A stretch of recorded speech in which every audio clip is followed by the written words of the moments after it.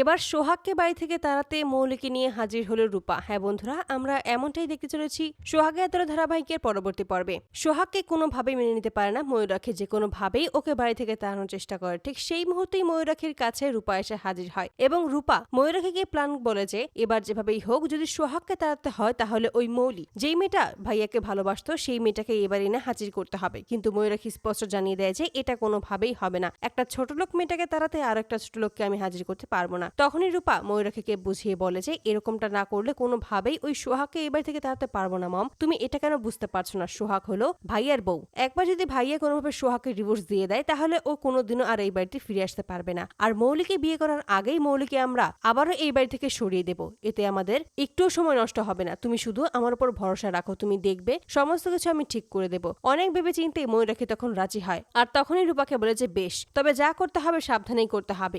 আবার যেন এমন না হয় যে এই মেয়েটাকে তাড়াতে ওই মেয়েটাকে বাড়িতে আনার পর ওই মেয়েটাকে তাড়ানো গেল না। রূপা তখন বলে তুমি চিন্তা করবে না মম, এবার আমি এমন ভাবে সবটা করব কোনোভাবেই কেউ কিছুই বুঝতে পারবে না। নতুন করে আবারও এবার ভাইয়ের জীবনে মৌলিকে আমরা হাজির করব। আর মৌলিকে পেলেই আমার বিশ্বাস সোহাগকে ভাইয়া একদিনের মধ্যে ডিভোর্স দিয়ে দেবে, ওকে এবার থেকে নিজেই তাড়িয়ে দেবে। কারণ আমরা খুব ভালোভাবেই জানি যে মৌলিকে ভাইয়া কতটা ভালোবাসতো। এই সমস্ত শুনেই ময়ূরাক্ষীও খুব খুশি হয়ে যায়। অপরদিকে দেখা যায় মৌলির ঠিকানা বের করে রূপা এবং সেখানে এসেই মৌলির সাথে কথা বলতে চায়, কিন্তু মৌলি প্রথমে কথা বলতে চায় না, কারণ ময়ূরাক্ষী তার সাথে যা যা করেছিল সেই সমস্ত কিছু তার মনে পড়ে যায়। কিন্তু রূপা স্পষ্টভাবে জানিয়ে দেয় যে তুমি যদি এই কাজটা করো তাহলে তুমি অনেক কিছু পাবে, তুমি যা যা চাইবে সমস্ত কিছুই তোমাকে দেওয়া হবে, তুমি শুধু এই কাজটা করো। অবশেষে অনেক জোর করিয়ে এক প্রকার বাধ্য করেই মৌলিকে রাজি করায় রূপা। অপরদিকে রূপার কাছ থেকে এমন অফার পেয়ে মৌলি এবার নিজেও একটা প্ল্যান করে, এবার যেভাবেই হোক ওই মল্লিক বাড়ির সকলকে এবার উচিত শিক্ষা দেবে। এবার সে আগের মৌলি হয়ে নয়, নতুন মৌলি হয়েই এই বাড়িতে যাবে। একবার যদি সূর্যকে আবারও পটাতে পারে, সূর্যের সাথে যদি একবার তার বিয়েটা হয়ে যায় তাহলে আর কাউকেই সে ওই বাড়িতে থাকতে দেবে না,